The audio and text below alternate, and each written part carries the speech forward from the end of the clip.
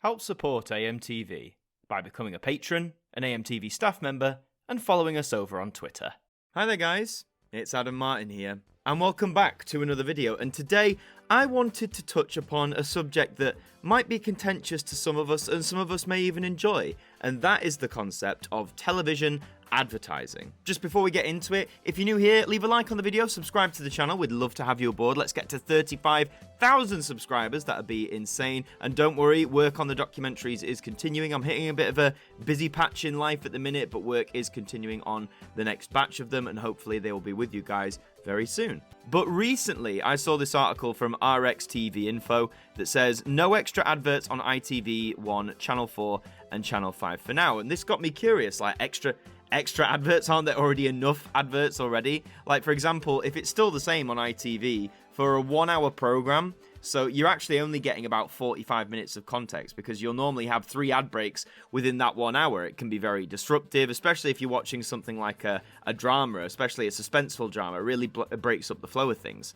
So the article begins by saying, following a period of consultation, Ofcom has decided not to remove the stricter TV advertising rules that apply only to commercially funded public service broadcasters at this time. All UK broadcasters are subject to restrictions on the quantity and scheduling of advertising on their channels, but the commercial public service broadcasting, or PSB channels, ITV1, Channel 4, Channel 5, STV and S4C, are subject to tighter advertising restrictions than non-PSB commercial channels such as ITV2, E4, PIC and Sky Max. So being that these channels like ITV1, Channel 4, Channel 5, they are the public service broadcasters, they are sort of placed on this higher pedestal, you know, they are more crucial in delivering key information to the public, primarily news and such like, and we have actually talked about recently how the public service broadcasters are getting together, so these guys along with the BBC, to evolve Freeview for the next generation, but that's a different story. It says the decision to retain the status quo comes despite initial support from Ofcom. The regulator says it remains of the view there may be merit in harmonising TV advertising rules.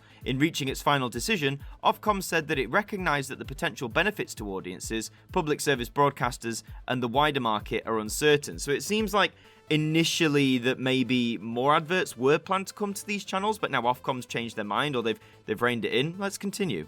It says Ofcom also said it took into account that proceeding would mean that viewers would be likely to see increased advertising in peak evening hours which contain news. This in turn could lead to a reduction in news minutes, which risks diminishing a particularly important genre of PSB content with high societal value. Yes, that ties in with what I just said about how PSB channels are sort of put on this different pedestal because, like, delivering news to the public, they are a public service broadcaster. When there's key moments that happen in the UK or in the world, these channels have this responsibility to let the public know. So I guess more advertising is saying that would diminish the amount of time that news could be disseminated. It says, responding to Ofcom's consultation earlier this year, Sky argued the move would increase ad time at the expense of news coverage on ITV1, so it seems Sky was against it. And Channel 5 owner Paramount says changing the ad minutage rules, known as Costa, not that Costa, would result in advertisers simply shifting their spend from smaller channels to the bigger ones. That's right, because a lot of these smaller TV channels, and I'm not just talking the subsidiaries of ITV, Channel 4, Channel 5, a lot of the other smaller channels that you'll see on Freeview or on your satellite packages or whatever, they rely on advertising to operate, to get by. So I guess they're saying if the bigger channels say, hey, advertisers, there's more space for you to advertise your products with us, who get more of an audience share, who have more of a reach, those smaller channels are going to suffer for it. That's what Paramount seems to be arguing here, so Sky and Paramount were against increasing ad time for these main providers. However, the article says more adverts could still be on their way in the future. Ofcom now says it will consider the impact of changes to TV advertising rules on viewers in the broader context of other changes to public service broadcasting in the coming years. Channel 3 and 5 licenses, now that's either a typo or it means the Channel 3 is an ITV license,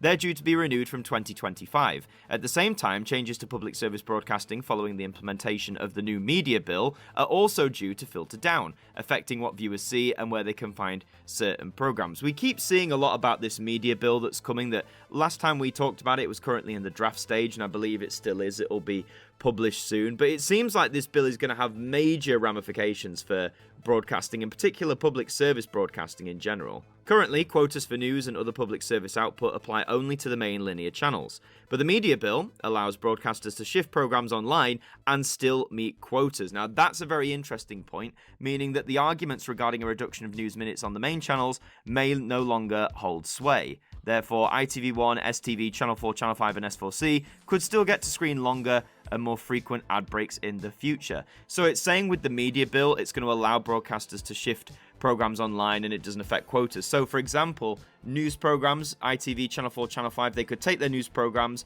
mainly push them on an online basis and say, hey, look, we've met the required time for minutes, therefore that time that it's not on traditional TV, that could be for advertisements and stuff like that. It's a very interesting future prospect for adverts because, I mean, me personally with adverts, I went through a big shift. When I was a kid, I loved watching the adverts on TV. Definitely a niche, but hey, you've seen this channel. This is niche central. But I don't know. I think I just like the fact that they were all so different. They were definitely creative in the early 2000s. I'd argue they're not as creative now, or certainly not as much as they used to be. But I really like that. I mean, granted, I probably also enjoyed the adverts because as a kid, most of these adverts were some kind of toy or action figure, play set, like kind of sweet, soft drink. They were all things that were like, hey, you need to go and tell your mum and dad, you want this now. You have to go and tell them to spend their money on you to get this now. Do you know what I mean? So obviously I was going to like adverts as a kid. And I've talked to many people who say, yeah, as a kid, I loved watching the adverts. That was still an exciting part of the TV schedule. Whereas as I got older, I found adverts increasingly abrasive, interruptive. I know the old adage is, when the adverts go on, you go and make a cup of tea. But, I mean, they're just egregious, aren't they? Particularly like when you're watching a drama. Take, for example, It's a Sin. I loved It's a Sin when it came out in 2021. I think a lot of us did. It was a superb drama, penned by Russell T Davies. It was wonderful. However, being on Channel 4, obviously adverts were there to break it up. And I remember when we watched it live, the first episode, it really took me and my family out of the drama having these ad breaks. I know Channel 4 can't do anything about that. That is their remit. They are funded by advertisers. That's what they need.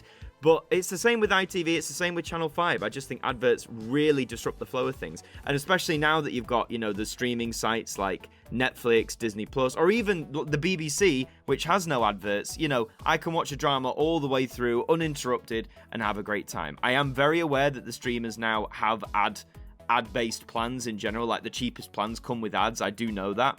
But, the option is still there to watch without them. So now as an adult, I kind of do despise adverts a little bit and, that thing you're being advertised to and all this. So, yeah, definitely went through a shift myself with adverts. I'd be curious to know what you lot did with adverts or how you feel towards them at least. What I know a lot of people do now, those who still watch traditional TV, like my parents, for example, they love their dramas. And if there's a good one on ITV, what they tend to do is they won't watch it live. They'll record it so that when they watch it back, they can fast forward through the adverts. And so their drama is less interrupted. And again, I know lots of people who do that with dramas or various TV. It doesn't have to be a drama, just any TV show. They won't watch it live. They'll record it pure and simply to fast forward the adverts. So is advertising on television becoming a bit redundant in 2023? Some would say yes, maybe. I mean, I know they've heavily restricted what they can advertise to children in the last 10 years. Like, it's nowhere near as rampant as it was when I was a kid.